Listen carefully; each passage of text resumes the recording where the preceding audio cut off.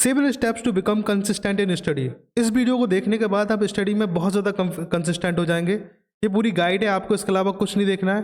अगर आप टाइम बचाना चाहते हो इसको 1.25x या 1.5x पे इसको देखिए। तो क्या आप हर बार नया टाइम टेबल बनाते हो, नया रेजोल्यूशन लेते हो, लेकिन एक हफ्ते के बाद सब कुछ खत्म हो जाता है? क्या आपको भी लगता है कि आप कंसिस्टेंसी मेंटेन नहीं कर पाते हैं? अगर हाँ तो ये वीडियो आपके लिए है। मैं आपको 7 सिंपल स्टेप्स बताऊंगा जो आपकी पढ़ाई का गेम चेंज कर देंगे। इस वीडियो को बनाने के लिए मैंने कई सारी किताबें पढ़ी और उसके अलावा मैंने कुछ किताबें मेंशन भी करी हैं यहाँ पे। तो पहली किताब थी वाई वी स्लीप, एक थी डीप वर्क, एक थी द पावर ऑफ हैबिट, एक थी the Pomodoro technique. Pomodoro technique के बारे में हम अंदर बात करेंगे। डीप वर्क में हमने कैसी का वो भी बात करेंगे, ठीक है। तो ये सारी चीज़ें हम अगले स्टेप्स में बात करने वाले हैं। तो पहला जो स्टेप है वो है set clear and specific goals. आप अपने क्लियर और स्पेसिफिक गोल्स को सेट करो। पहला स्टेप यही होगा। सोचो अगर आप एक रोड ट्रिप पे जा रहे हो और डेस्टिनेशन पता ना हो आपको, मतलब एक रोड ट्रिप पे जा रहा हो, डेस्टिनेशन पता ना हो, तो डेस्टिनेशन पता होना बहुत ज़्यादा ज़रूरी है। वैसे ही अगर आप सिर्फ पढ़ाई कर रहे हैं तो पढ़ाई में क्या पढ़ना है वो भी बहुत ज़्यादा ज़रूरी है। सिर्फ ये कहने से कि स्टडी करूँगा काम नहीं चलेगा। तो आपको कहना पड़ेगा कि मैं रोज़ 30 मिनट के लिए 10 ऑर्गेनिक केमिस्ट्री क्वेश्चन सॉल्व करूँगा। इस तरीके से क्या होगा, ये तुम्हारा स्मार्ट गोल हो जाएगा। क्यों हो जाएगा? क्योंकि ये स्पेसिफिक है। स्पेसिफिक कैसे कि आपने कह दिया कि 30 मिनट के लिए करूँगा, तो ये स्पेसिफिक हो गया। स्पेसिफिक के बाद मेजरेबल है। क्या आप मेजर कर सकते हैं आपने 10 क्वेश्चन करे या नहीं करे? कर सकते हैं मेजर। आपके पता होगा कि मैंने 10 करे, 5 करे, 9 करे, तो ये मेजरेबल भी है। अचीवेबल है। क्या 30 मिनट में 10 क्वेश्चन सॉल्व हो सकते हैं? हाँ हो सकते हैं। अचीवेबल भी है। रिलेवेंट है। जैसे मान लो मैं नीट की तैयारी कर रहा हूँ, नहीं IIT की तैयारी कर रहा हूँ, ठीक है, और मैं कह रहा हूँ कि मैं कल 30 मिनट में 50 बायोलॉजी के क्वेश्चन पढ़ूंगा, तो क्या ये रिलेवेंट होगा? बायोलॉजी के क्वेश्चन पढ़ना जब तुम IIT की तैयारी कर रहे हो, रिलेवेंट नहीं होगा। तो वो रेलिवेंट नहीं होगा, लेकिन तो फिर हमें वो चीज़ें नहीं करनी। हमें ये भी देखना है कि जो हम कर रहे हैं, जो गोल हमने सेट किया है वो रिलेवेंट है या नहीं है। और लास्ट है वो है मेरा टाइम बाउंड। टाइम बाउंड मतलब कि हमें एक पर्टिकुलर टाइम देना है कि मैं 30 मिनट में करूँगा, 40 मिनट में करूँगा, 1 घंटे में करूँगा। नहीं तो फिर हम कोई टास्क लेंगे और वो करते ही रहेंगे पूरे दिन, हमारा टाइम उसी में वेस्ट हो जाएगा। तो इसलिए ज़रूरी है कि हम एक टाइम बाउंड गोल सेट करें। ओके, तो इस स्टेप जो स्मार्ट गोल्स है इसका स्क्रीनशॉट ले लीजिए और जब कभी भी आप टारगेट बनाए तो ये 5 चीज़ें उसमें देखिए। इसके अलावा रिसर्च कहती है कि अगर आप क्लियर गोल्स से फोकस करें तो मोटिवेशन और बढ़ जाती है। अगर आपके पास क्लियर गोल्स हैं तो उससे मोटिवेशन आपकी बहुत ज़्यादा बढ़ जाती है। बड़े बड़े टास्क को हम छोटे छोटे हिस्से में बांट लो ताकि आप प्रोग्रेस देख सको और छोटी छोटी जीत का मजा ले सको, ठीक है। सेकंड स्टेप है create a realistic study schedule. एक रियलिस्टिक स्टडी स्केड्यूल बनाओ, उसको फॉलो करो। रोजाना एक फिक्स टाइम पर पढ़ाई करना, ये आपका शेड्यूल होना चाहिए। जैसे हम सुबह सुबह उठते हैं और सीधे सीधे ब्रश करने लग जाते हैं, मतलब ये हमारा शेड्यूल, हमारे दिमाग में ये चीज़ फिट है। तो सेम चीज़ हम पढ़ाई के लिए भी फिट कर सकते हैं अपने ब्रेन में कि हम सुबह सुबह उठें और ऑटोमेटिकली हम पढ़ने के लिए बैठ जाएं, ठीक है। तो अपना टाइम ब्लॉकिंग का यूज करो। टाइम ब्लॉकिंग क्या होता है कि हम लोग लिख सकते हैं कि हमें 6 से 7 के बीच में क्या करना, 7 से 8 के बीच में क्या करना।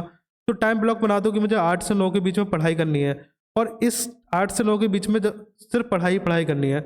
और जब तुम ये 21 दिन के लिए करोगे ना तो ये आपकी हैबिट बन जाएगी। जैसे आप ब्रश कर लेते हैं ना डेली सुबह उठ के बिना सोचे समझे, तो वो आपकी हैबिट बन चुकी है। और अगर कोई भी हैबिट आपको डालनी है तो वो किस दिन वो चीज़ करनी पड़ती है। तो टाइम ब्लॉकिंग करो, टाइम ब्लॉकिंग के बाद 21 दिन तक वो चीज़ करो, उसके बाद आपकी हैबिट बन जाएगी।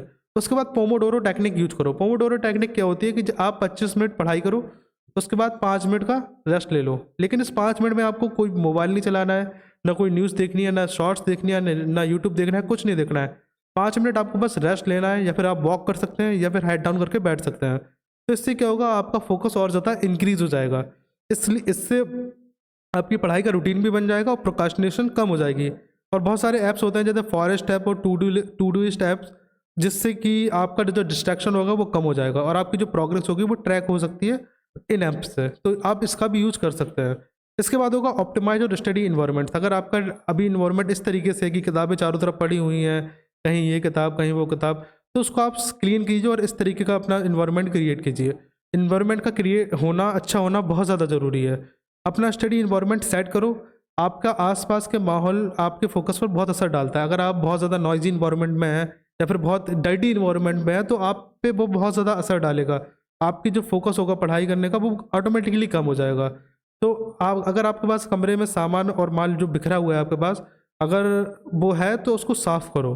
टेबल पर सिर्फ ज़रूरी सामान रखो, जैसे कि अगर मुझे पेन की ज़रूरत है मैं पेन ही रखूँगा, पेंसिल नहीं रखूँगा।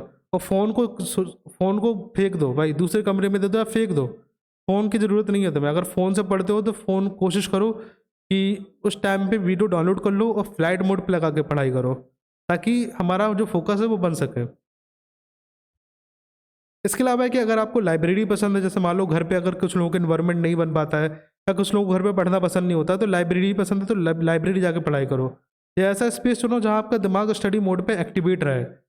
समझ रहे ना? तो इन्वायरमेंट का बहुत ज़्यादा बड़ा रोल है, इसलिए मैं कह रहा हूँ कि ये सब चीज़ें आपको करनी ही पड़ेंगी। इसके अलावा है कि चाहे घर का एक कोना पकड़ लो, लाइब्रेरी या एक शांत कॉफ़ी शॉप, बस ऐसी जगह चुनो जहाँ आप बिना रुकावट के पढ़ सको। मेन ऑब्जेक्टिव हमारा पढ़ाई करना, वो कहीं पे भी हो, बस शांत जगह हो। फिर हमारे पास ब्रेक डाउन लास्ट टास्क, जिस तरीके से हमने देखो इस पत्थर को तोड़ तोड़ के छोटे छोटे पत्थर में डिवाइड कर लिया, इस तरीके से हमें ब्रेक डाउन करना है बड़े बड़े टास्क को। तो बड़े टास्क को छोटे छोटे हिस्सों में बांट दो। जब आपको लगता है कि ये पूरा चैप्टर पढ़ना मुश्किल है, मान लो 50 पेज का एक चैप्टर है, तो आप उसको अलग अलग पार्ट में डिवाइड करो, टॉपिक्स में डिवाइड कर दो, सब टॉपिक्स में डिवाइड कर दो। तो एक बड़े टास्क को जब छोटे छोटे पार्ट में डिवाइड कर दोगे, तो उससे क्या होगा, आपका मोटिवेशन बढ़ेगा। जैसे मान लो कि अगर आपको कैलकुलस कैलकुलस पढ़ना है, तो उसको छोटे छोटे पार्ट में डिवाइड कर दो कि पहले मैं डेरिवेटिव पढ़ूंगा, फिर डिफरेंशिएशन पढ़ूंगा, फिर इंटीग्रेशन पढ़ूंगा। ऐसे छोटे छोटे पार्ट में डिवाइड कर दोगे तो आप इजीली वो पूरा चैप्टर कर लोगे।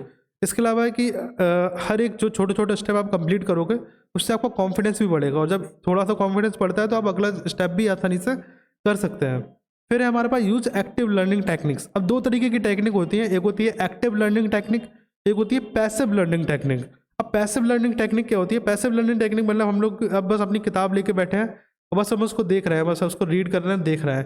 ये होती है हमारी पैसिव लर्निंग टेक्निक। या फिर हम नोट्स अपने बस ऐसे ही देख रहे हैं, इसको हम लोग कहते हैं पैसिव लर्निंग टेक्निक। लेकिन पैसिव लर्निंग टेक्निक में एक खामी है कि हम जो कुछ पैसिव लर्निंग टेक्निक से पढ़ते हैं वो हम ज़्यादा देर तक रिटेन नहीं कर पाते हैं।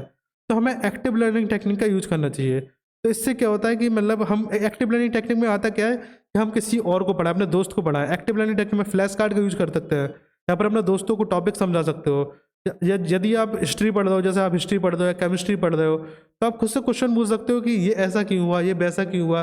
जब आप खुद से क्वेश्चन पूछोगे और उसका आंसर फाइंड आउट करोगे, तो वो पर्टिकुलर इन्फॉर्मेशन आपके दिमाग में बहुत ज़्यादा टाइम तक रहेगी। तो आपको एक्टिव लर्निंग टेक्निक्स यूज करनी है, या तो अपने दोस्तों को पढ़ाओ, या फिर खुद से बोल बोल के पढ़ो, और या फिर खुद से क्वेश्चन पूछो। जैसे आपने एक चैप्टर पढ़ा और उससे खुद से क्वेश्चन पूछो और खुद ही आंसर दो। इससे क्या होगा, आपकी मल्टीपल सेंसेस उस पर्टिकुलर टास्क में इन्वॉल्व हो जाएंगी, उस पर्टिकुलर इन्फॉर्मेशन में, और आपको वो इन्फॉर्मेशन बहुत ज़्यादा टाइम तक याद रहेगी। ठीक है? तो एक्टिव रिकॉल और स्पेस रिपीटिशन ज़्यादा बेहतर तरीके से याद रख सकते हो। टूल्स जैसे एक कुछ टूल्स होते हैं जैसे एंकी और क्विजलेट है, आप इसको यूज कर सकते हैं अपने मोबाइल या लैपटॉप पर। तो उससे भी आपकी जो एक्टिव रिकॉल है उसमें हेल्प होगी। इसके अलावा है कि अपनी प्रोग्रेस को ट्रैक करो और अपनी स्ट्रैटेजी को एडजस्ट करो। ऐसा नहीं है कि आपने एक बार अपनी स्ट्रैटेजी बना ली और उसको चेंज ही नहीं कर रहा, ऐसा नहीं होना चाहिए। स्ट्रैटेजी का काम होता है हमें हमारी हेल्प करना। ठीक है? तो आखिर में क्या है कि अपनी प्रोग्रेस को ट्रैक करो और अपनी स्ट्रैटेजी को एडजस्ट करो। अपने स्टडी सेशन को छोटा सा जर्नल रखो, मतलब क्या है कि एक जर्नल मतलब एक डायरी रखो साइड में, जहाँ पे तुम पूरे दिन के बाद लिखो उसमें कि आपने आज के दिन क्या क्या पढ़ा। हर वीक लिखो कि आपने क्या क्या अचीव किया, मतलब पहले तो डेली जर्नल लिखो, फिर वीकली जर्नल लिखो, और क्या क्या चीज़ें मुश्किल लगी, क्या तुम बेहतर कर सकते थे। अगर आप देखते हो कि सुबह पढ़ना सूट नहीं करता, तो अपनी स्ट्रैटेजी को चेंज करो, शाम में पढ़ो। लेकिन ऐसा मत करो कि तुमने एक बार रूटीन बना लिया, उसके बाद सोचा कि बस मैंने अब यही स्ट्रैटेजी बना ली, इसी पे फोकस करना है। नहीं, उसको अपनी नीड के अकॉर्डिंग चेंज करो। ठीक है? और छोटी छोटी जीत को सेलिब्रेट करो। जैसे आज मैंने ये टारगेट पूरा किया, उसको खुश हो आप, सेलिब्रेट करो उसको। उससे क्या होगा, आपकी मोटिवेशन लेवल और ज़्यादा बढ़ेगा। ठीक है?